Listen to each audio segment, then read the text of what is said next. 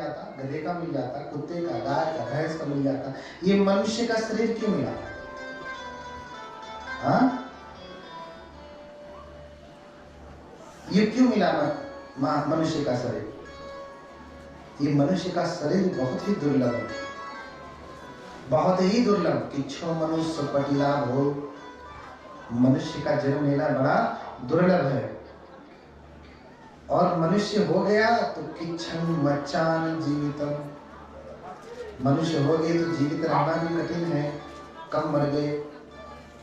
और उसमें भी किच्छो सद्धर्म श्रवणम, सद्धर्म का श्रवण करना भी दुर्लभ है। एक तो आदमी का जन्म लेना, मनुष्य का जन्म लेना दुर्लभ है, दूसरे जन्म हो गया तो जीवित रहेंगे पूरा, ये भी कठिन है। और जी भी गए तो सबसे बड़ी कठिन बात है कि आपको सद्धर्म सुनने को भी मिलेगा कि नहीं, ये भी कठिन है। नहीं तो जीवन भर खाली टीवी में चला जाएगा। हाँ, क्या फायदा हुआ? जी भी गए तो क्या कर लिया? हाँ, जी भी गए तो क्या कर लिया? जीवन तो ऐसे ही गया। अरे जिसके लिए हम रोते हैं ना, जाल पड़े जल जात बही तजी मीनन को। अच्छा, मछली मारते हैं ना, मछली पकड़ने के लिए क्या डालते हैं? जाल, जाल डालते हैं ना। और मछली कहाँ रहती है? ध्यान से समझिए, बोलिए भगवान की। ये बात बहुत महत्वपूर्ण है, खासकर आप ही लोगों के लिए, बनते लोगों के लिए नहीं। जाल पड़े जल जात बही तजी मीनन को। जब मछली को पकड़ा जाता है तो जाल डाला जाता है, लेकिन मछली रहती कहाँ है?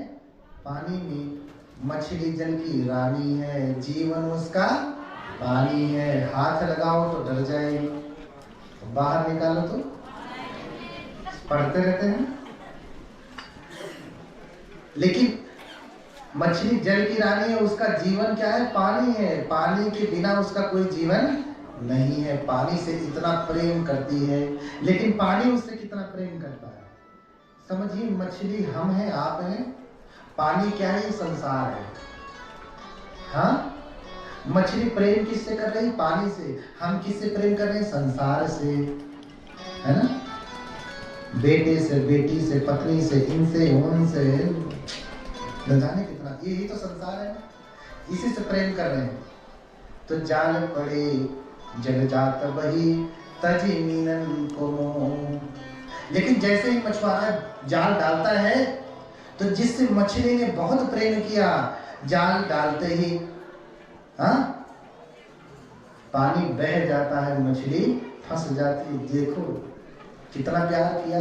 मछली जल की रानी है, जीवन उसका पानी है, लेकिन जाल डालते ही पानी छोड़ करके चला जाता है, मछली अकेले अकेले फंस जाती है। पानी साथ में आया जाल के ना। हाँ, तो आदमी की भी दशा ऐसे ही है। जाल पड़े जल जात बही तजी मीनन को। फिर क्या करें? रही मन मछली नीर को। देखिए आदमी फिर भी कितना पागल है, मछली कितनी पागल है। मछली यानी आदमी, तुलना करके बताया। जाल पड़े जल जात बही तजी मीनन को। रही मन मछली नीर को तदपि न छाड़त छो। तभी भी मछली फंस गई, पानी ने साथ छोड़ दिया। साथ छोड़ने के बाद भी जाल में फंसी है, तो भी जाल में फंस करके छटपटा रही है। किसके लिए? पानी के लिए, उस धोखेबाज के लिए जिसने साथ छोड़ दिया। हाँ? ऐसे ही आदमी है, इस संसार से इतना प्रेम, इतना लगाव बना करके रखता है। जब यमराज अपना जाल मौत का डालते हैं तो मम्मी साथ में जाती है कि पापा की पत्नी की बेटा? ये संसार साथ में जाता है? हाँ, नहीं जाता। लेकिन फिर भी मरते समय भी आदमी रोता है ना, क्यों? किसके लिए रोता है? अरे अभी तो बेटे की शादी ही नहीं देखा। बोलिए भगवान की। आदमी की दशा बिल्कुल मछली की जैसी ही है। हाँ, इस धोखा देने वाले संसार के लिए वो इतना रोता है, जिसे एक दिन छोड़ करके जाना है। जब वो मरेगा तो साथ में कोई मरने वाला नहीं है। तो भैया क्यों इतना मोह पाले? क्यों इतना मोह पाले? हाँ? इसलिए इस संसार का नाम ना रट करके किसका नाम रखना है? भगवान बुद्ध का नाम रखना है। क्योंकि कबीरदास भी कहते हैं कि अंत की बेड़ियां नाम सहाय। हाँ, इसलिए चलो नाम का जप करते हैं एक साथ। कल किया था ना? कल किया था ना? नमो बुद्धाय। नमन करें बुद्ध को। नमो बुद्धाय, बोलो नमो बुद्धाय। नमो बुद्धाय, बोलो नमो बुद्धाय। नमो बुद्धाय, बोलो नमो बुद्धाय। नमो बुद्धाय, बोलो नमो बुद्धाय। नमो बुद्धाय, बोलो नमो बुद्धाय।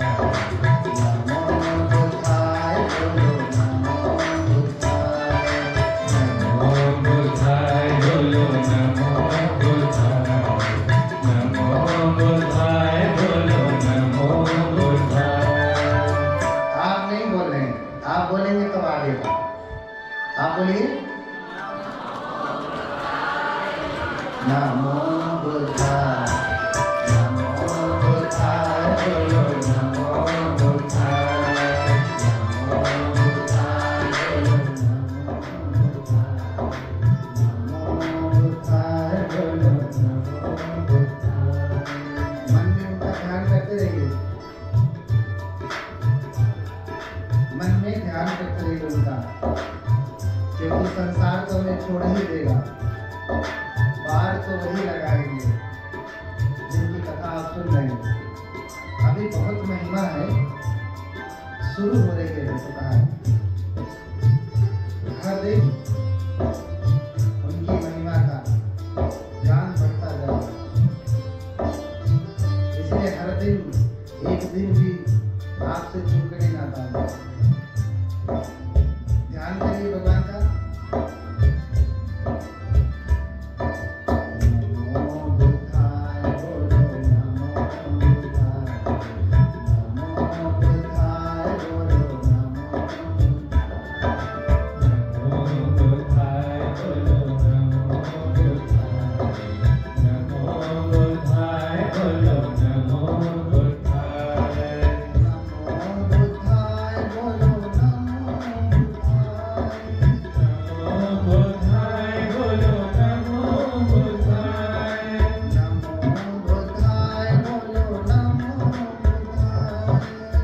नमो बुद्धाय, बोलो नमो बुद्धाय। नमो बुद्धाय, बोलो नमो बुद्धाय। नमो बुद्धाय, बोलो नमो बुद्धाय। नमो बुद्धाय, बोलो नमो बुद्धाय। नमो बुद्धाय, बोलो नमो बुद्धाय। नमो बुद्धाय, बोलो नमो बुद्धाय। नमो बुद्धाय, बोलो नमो बुद्धाय। नमो बुद्धाय, बोलो नमो बुद्धाय।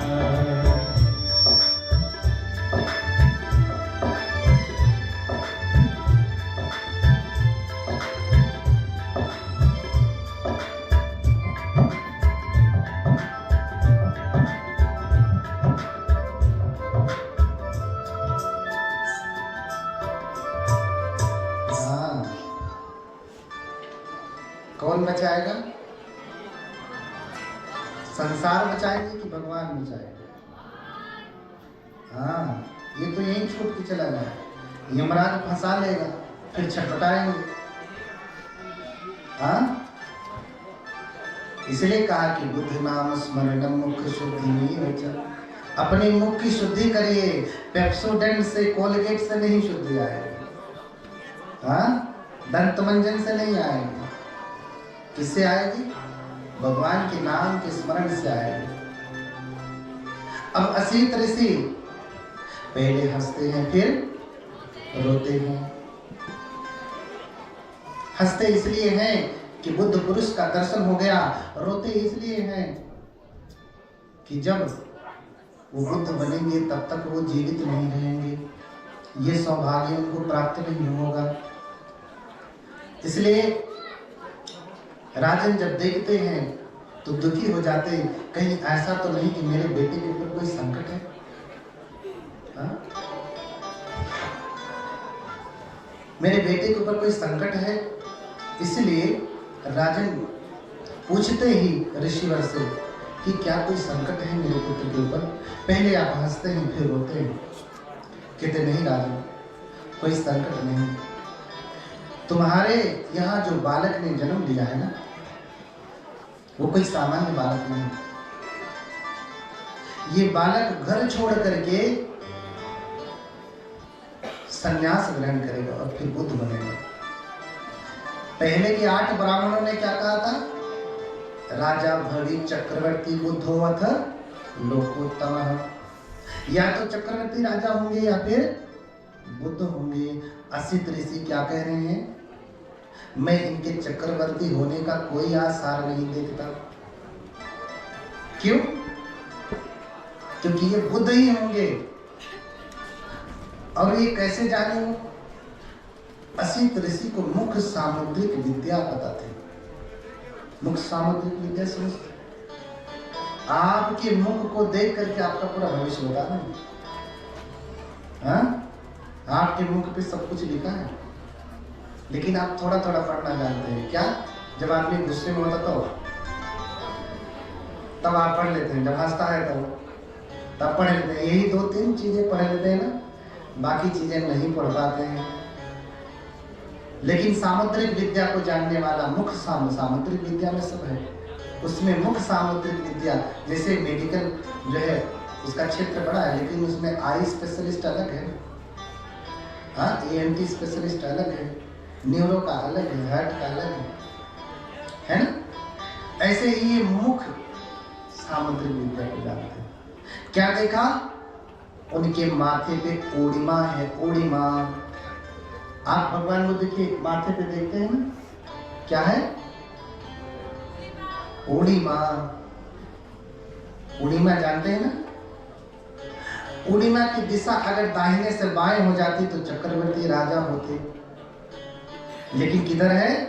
दाहिने की तरफ है। इसीलिए वो क्या बनेंगे? बुद्ध बनेंगे। और बुद्ध तो चक्रवर्ती से भी बड़े होते। इसलिए आचार्य शंकर ने भी कहा बुद्ध क्या है? योगिनाम चक्रवर्ती। हाँ? आचार्य शंकर ने भी कहा कि बुद्ध क्या है? योगियों में चक्रवर्ती, राजा की तरह से है, उनके जैसा कोई नहीं है। बोलिए भगवान बुद्ध की। अद्वैत वेदांत के रचयिता हो, पता है ना आचार्य शंकर? उन्होंने स्वयं अपने मुख से कहा। देखिए, आचार्य शंकर के गुरु हैं गौंडपाद। कौन है? गौंडपाद। और गौंडपाद की जो रचना है वो मांडुक्य कारिका है। ठीक उसी पैटर्न पे जैसे मूल माध्यमिक कारिका है, जिसे माध्यमिक शास्त्र कहते हैं, हाँ? आचार्य शंकर के गुरु बुद्ध की कितनी भूरी भूरी प्रशंसा करते हैं। अब इसी बात से आप समझ लीजिएगा कि बुद्ध की महिमा कितनी निराली है। मैं अपनी तरफ से नहीं कह रहा हूँ, श्लोक सुनिए, लिख लीजिए, रिकॉर्ड कर लीजिए, जाके किताब में से ढूंढ लीजिए, है ना? वो कहते हैं कि निर्विक्तस्य प्रविक्तस्य निश्चला ही तदा स्थिति विषय ही सबुधानाम तत्साम्यम अजमद्वयम। अगर आप संस्कृत समझते हैं ना तो इसका टेस्ट अलग आता है ना? अगर संस्कृत समझ में आते हैं तो खूब बढ़िया टेस्टी लगता श्लोक, लेकिन क्या करें, हिंदी में है नहीं, इसलिए संस्कृत में कहना पड़ रहा है। है ना। कह रहे कि निवित्तस्या, कौन कह रहे हैं? आचार्य शंकर जो अद्वैत वेदांत के रचयिता हैं। वेदांत माने वेदों का अंत, कह दिया वेदों का अंत, लेकिन पता नहीं कितने रामानुजाचार्य का अलग वेदांत है, तो शंकराचार्य का कह दिया वेदों का अंत, इसके बाद कोई और वेद नहीं होगा, लेकिन फिर भी उसमें बनते जा रहे हैं, न जाने कितने बनते जाएंगे। हाँ, आचार्य शंकर के गुरु कह रहे हैं, कौन है? आचार्य गौड़पाद। वो कह रहे हैं कि निवृत्तस्या प्रवृत्तस्य निश्चला ही तदा स्थिति विषय ही सबुद्धानम तत्साम्यम मजमद्वयम्। कह रहे हैं कि एक बार चित्त मन जब विषयों से हट जाता है, निवृत्ति प्राप्त कर लेता है, यानी चित्त से सारी बुराइयां खत्म हो जाती हैं, फिर दोबारा उधर नहीं जाता, तो ये कैसे होगा? एक बार मुक्ति प्राप्त कर ले और फिर से दोबारा उसमें विकार ना आए। जैसे एक बार कपड़ा धुल लिया, साफ हो गया, फिर क्या ऐसा करे कि दोबारा गंदा ना हो? कोई ऐसा उपक्रम है? तो एक बार चित्त जब साफ हो जाता है तो दोबारा गंदा ना हो, तो विषय ही सब बुद्धानां। क्या कह रहे हैं?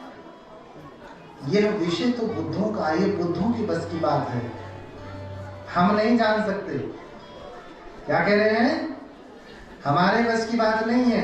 विषय ही सब बुद्धानां, ये बुद्धों का विषय है, हमारे जैसे आचार्यों का विषय नहीं है। आचार्य गौड़पाद कह रहे हैं, किसका है? बुद्धों का विषय है। और अगर ठीक से कहें तो तत्साम्यम अजमद्वयम्। अगर ठीक से कहें, सम्यक रूप से कहें तो अजम अद्वयम्, है ना। अगर अद्वैत वेदांत को कहने वाला कोई है तो कौन है वो? भगवान बुद्ध है। मैं नहीं कह रहा हूँ, ये स्वयं आचार्य शंकराचार्य के गुरु कह रहे हैं, गौड़पाद। हाँ, निवृत्तस्या प्रवृत्तस्य निश्चला ही तदा स्थिति विषय ही सबुद्धानां तत्साम्यम अजमद्वयम्। अगर सम्यक रूप से कहें, ठीक ठीक कहें तो अद्वैत वेदांत को कहने वाले कौन है? भगवान बुद्ध हैं। समझ रहे हैं? अब भले ही कोई रचयिता बन जाए, बोलिए भगवान बुद्ध की, बोलिए भगवान बुद्ध की। और भी कहा, अजम साम्यम विशारदम बुद्धवा पद अनानत्वम नमस्कुर्मो यथा बल। क्या कहा? बुद्धवा पद अनानत्वम नमस्कुर्मो यथा बलम। कह रहे हैं कि उस अनानत्व के पद को, बुद्ध को मैं क्या कर रहा हूं? यथा बल, जितना मेरा सामर्थ्य, जितनी शक्ति है, उसको मैं क्या, उस सामर्थ्य से, उस शक्ति से मैं उनको नमस्कार कर रहा हूं, प्रणाम कर रहा हूं। किसको? भगवान बुद्ध को। और आप कहाँ जा रहे हैं? वो प्रणाम कर रहे हैं बुद्ध को, आप कहाँ जा रहे हैं? उनके पास। हाँ, वो कह रहे हैं कि ठीक से कहूं तो वो बुद्ध है जो अद्वैत बता सकते हैं, आप कहाँ जा रहे हैं? उनके पास जा रहे हैं। वो कह रहे हैं कि बुद्धवा पद अनानत्वम नमस्कुर्मो यथा बलम। वो बुद्ध को नमस्कार करें, आप उनको नमस्कार करें। हाँ, क्या कहें? इसलिए मैंने कहा बुद्ध की महिमा बहुत बड़ी, सब कुछ यहीं से पैदा हुआ। ध्यान से कथा सुनते जाएंगे, सुनते जाएंगे, एक एक परत उघाड़ करके सामने रख दूंगा। हाँ? एक एक परत उघाड़ करके सामने रख दूंगा। ऐसा नहीं कि मैंने हिंदुज़म नहीं पढ़ा, हिंदू धर्म नहीं पढ़ा, मैंने ईसाई धर्म नहीं पढ़ा, इस्लाम धर्म नहीं पढ़ा, ऐसे ही इतनी सारी डिग्रियां नहीं मिली है आचार्य महाचार्य महापंडित की। ऐसे नहीं कि हाँ चलो आप भी जाकर के ले लो। हाँ, ये सब पढ़ने के बाद, परीक्षा दे के पास होने के बाद मिली है। हाँ, इसलिए हमने कहा कि उस बुद्ध को बार बार नमस्कार करें। अभी तो मैं जन्म बता रहा हूँ, उनकी महिमा बताने को तो अभी शुरू होगा। ऋषि कह रहे हैं कि अब मेरी आयु नहीं बची, क्योंकि मुझे उन बुद्ध का दर्शन नहीं हो पाएगा। ये चक्रवर्ती राजा होंगे। कैसे जाना? उस पूर्णिमा को देख करके जो दाहिनी तरफ से है, ऐसे घूम करके दाहिनी तरफ, घूम करके दाहिनी तरफ है, उस पूर्णिमा को देख करके उन्होंने कहा कि चक्रवर्ती राजा नहीं होंगे, अभी तो ये क्या होंगे, बुद्ध होंगे, बुद्ध। और तुरंत भागे भागे जाते अपने भतीजे भांजे, उनकी बहन का लड़का, क्या कहेंगे भांजा, अपने बहन के लड़के को नालक को कहते, अरे तू घर से बाहर निकल रे, हाँ घर से बाहर निकल, आज ही तू प्रवज्जित हो जा, भिक्षु बन जा। और अगर तूने आज ही प्रवज्ञा ग्रहण कर ली तो जो बालक ने जन्म लिया है कल वो बुद्ध बनेंगे, तो तुम्हें उनका दर्शन होगा, उनका उपदेश सुनने को तुम्हें मिलेगा। और जैसे ही उपदेश सुनोगे तुम भवसागर से पार चले जाओगे। बोलिए भगवान बुद्ध। और उनकी बहन ने रोका नहीं, कहा कि मेरा भाई इतना बड़ा ऋषि है, मुझे गलत सलाह थोड़ी नहीं देगा। तुरंत अपने बेटे को कहा, नालक को, जा निकल, तू अभी बनते बन जा, तू अभी जा सन्यासी बन जा, निकाला घर से बाहर, जा निकल, कोई मोह नहीं। ऐसी माता हर जगह जन्म ले तो कितना कल्याण हो। लेकिन माँ तो पकड़ के रोएगी, नहीं बाबू मत जाओ। हाँ, कुछ लोगों ने तो अपने बेटे बेटियों को दे दिया तो भी पकड़ के रखा है। हाँ, अरे छोड़िए, जो चीज हाथ से गई उसे और पक्षी को पकड़ के रखेंगे तो आसमान में ऊंचाई नहीं नाप सकेगा। उड़ने दीजिए उसे उड़ने दीजिए। नालक प्रवज्जित हो जाते। इधर मैं पीछे आ गया था, फिर से वापस अपनी जगह पे चलता हूँ। हाँ समस्त, हाँ हमारे भतीजी कहने समय हो गया है। हाँ तो थोड़ा सा और बैठ सकते हैं। हम तो 6 बजे 7 बजे तक सुना सकते हैं, जुकाम बुखार है तो भी, लेकिन आप नहीं सुन पाएंगे। आपको दूर तक जाना है, घर दूर दूर है, तो समय से तो आ जाया करिए ना। समय से क्यों नहीं आते? अरे एक दिन थोड़ा कम खा करके आइए, एक दिन थोड़ी साज सज्जा कम कर लीजिए, उठिए तुरंत नहाइए चले। हाँ, एक दिन उठिए नहाइए, मत भोजन करिए। एक दिन में क्या हो जाएगा, 5 दिन में क्या हो जाएगा, कुछ ज्यादा होगा। और जैसे ही बैटरी लो होगी शाम को, तो यहाँ लामा जी ने चार्जर रखा है, भोजन खा करके जाइए। हाँ ठीक बात है कि नहीं? बोलिए भगवान बुद्ध की। हाँ, इधर वो बड़े हो गए, समस्त कलाओं को सीख लिया, गुरु ने जो सिखाना था सो सिखा दिया, अब सीखने को कुछ नहीं बचा। बचपन से ही कारुणिक है। बचपन से क्या है? कारुणिक है, दयावान है, छोटे से छोटे जीव की हत्या नहीं करते। मैंने कहा कि शिकार खेलने के लिए राजाओं के लिए, उनके राजकुमारों के लिए अनुमति है कि जंगल में जाके शिकार करें, निरीह पशुओं को मारें, मार करके सीखें। लेकिन अनुमति होने के बाद भी सिद्धार्थ कभी भी किसी जीव की हत्या नहीं करते, नहीं करते, नहीं गए सीखने के लिए, फिर भी बहुत कुछ सीख लिया। हाँ, कहते हैं कि एक बार देवदत्त ने एक हंस को मारा, शिकार करने गया, एक हंस को मारा और हंस को तीर लगा। वो उड़ते उड़ते जहाँ सिद्धार्थ उद्यान में बगीचे में बैठे थे वहीं उनके सामने आकर के गिर पड़ा, सामने ही आकर के गिर पड़ा। इतने दयालु हैं। देखा कि पक्षी को तीर लगा है, हंस को तीर लगा है, तुरंत तीर को निकालते हैं, उसकी मरहम पट्टी करते हैं। देखो बुद्ध को मानने वालों, आपके सामने पक्षी गिरे तो तीर निकालेंगे कि सब्जी बना डालेंगे? हाँ, अरे बिना गिरे ही बाजार में जाके गिरवा करके लेकर के आते हैं। हाँ, सीखिए कुछ भगवान से। हंस गिरा, चाहते तो उसकी सब्जी बनवा डालते, लेकिन नहीं बनवाया। कारुणिक है। हंस को जो है चोट लगी है, देखिए खून हंस को बह रहे हैं, चोट हंस को लगी है और रो कौन रहे हैं? सिद्धार्थ। इतने दयालु, कैसे मैं इसका दुख दूर करूं। ऐसे तो बोधिसत्व होते हैं जो दूसरे के दुख को देख करके दुखी हो जाते हैं। तो ही स्नेह सरोवर सर से, ही स्नेह सरोवर सर से,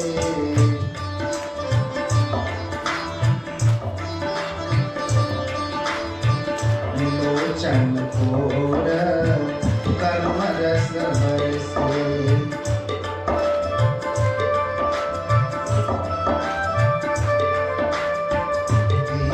स्नेह सरोवर सर से, स्नेह सरोवर सर से, लोचन कोर करुण रस बरसे, लोचन कोर करुण रस बरसे, देखी दुखी उर जाहि पसीजी,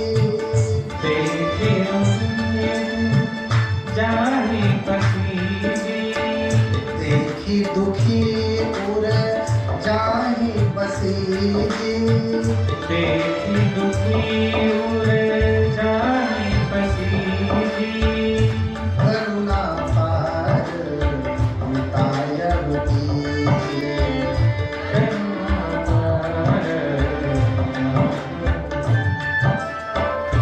करुणा पार मिटायब कीजिए, करुणा पार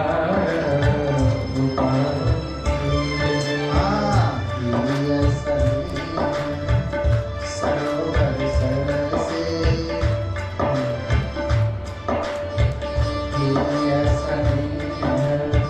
सरोवर सर से, लोचन कोर लोचन कोर सरोवर से,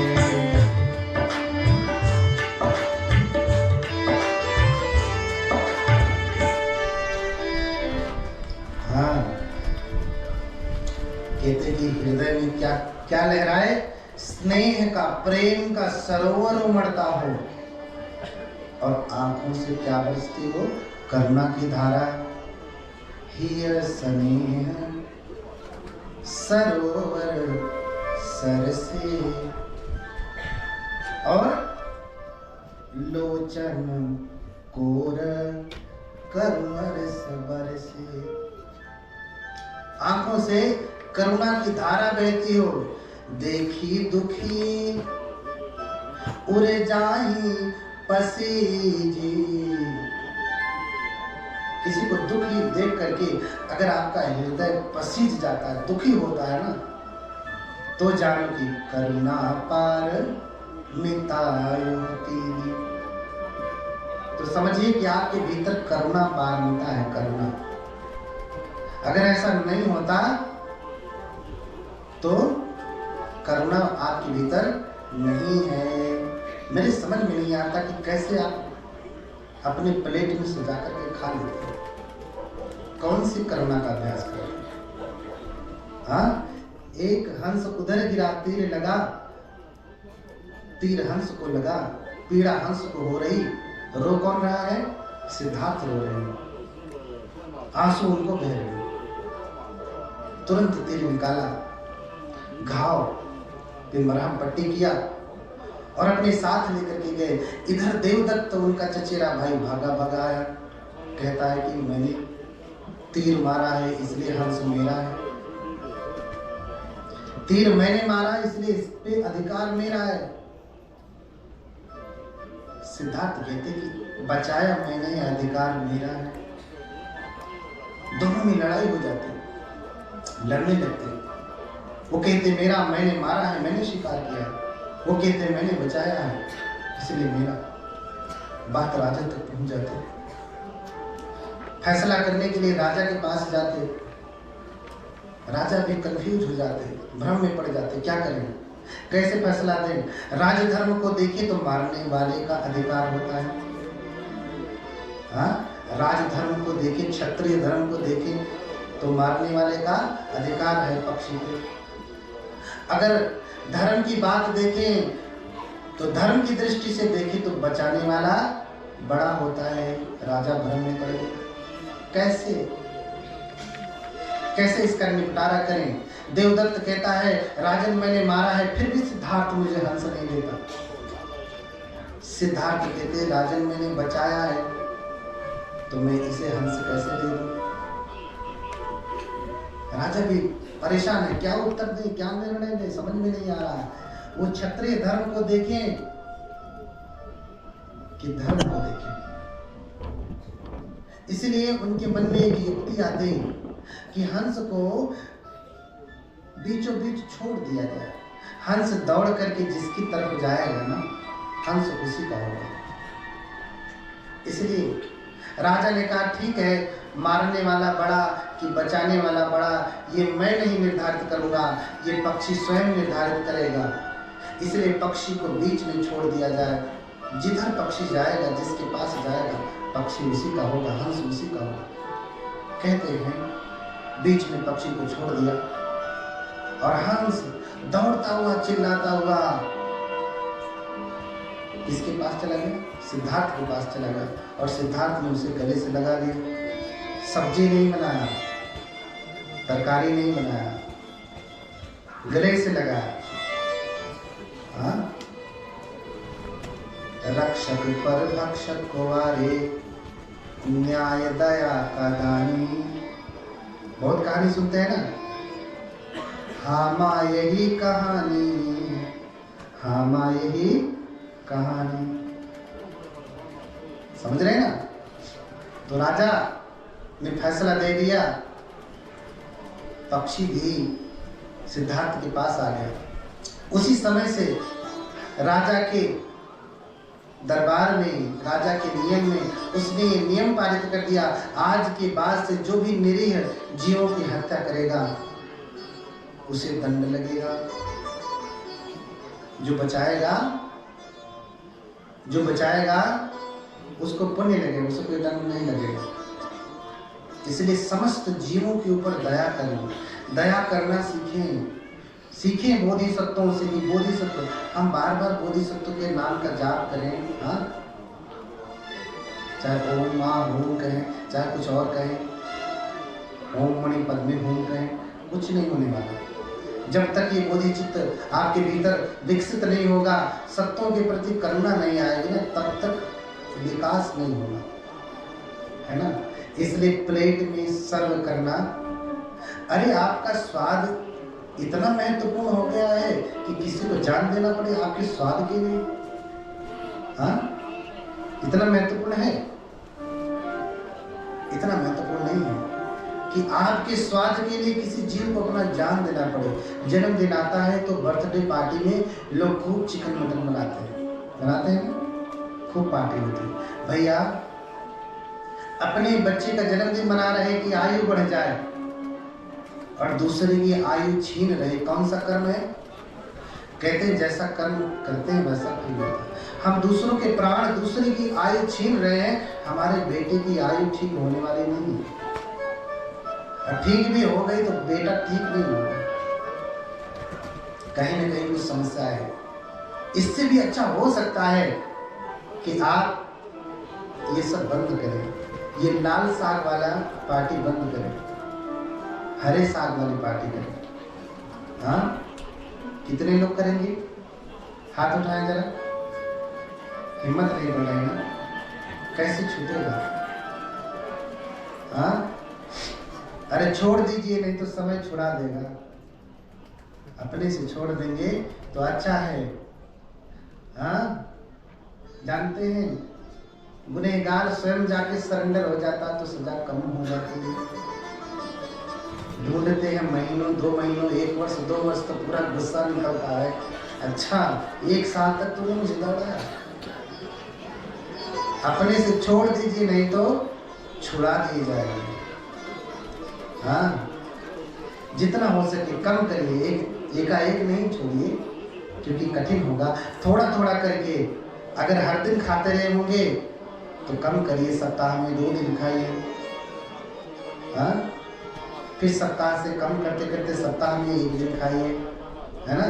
फिर 15 दिन में 1 दिन खाइए, फिर महीने में 1 दिन खाइए, फिर 2 महीने में 1 दिन खाइए, कम करते जाइए, है ना, थोड़ा थोड़ा।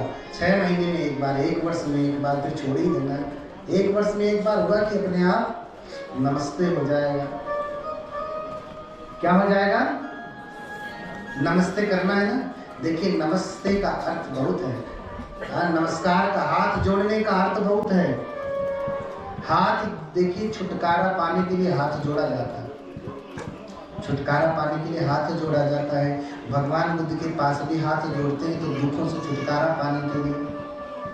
हाँ, किसी व्यक्ति से परेशान हो गए तो भी हाथ जोड़ते हैं, भैया तुमसे तो हाथ जोड़ते हैं, छुटकारा पाने के लिए।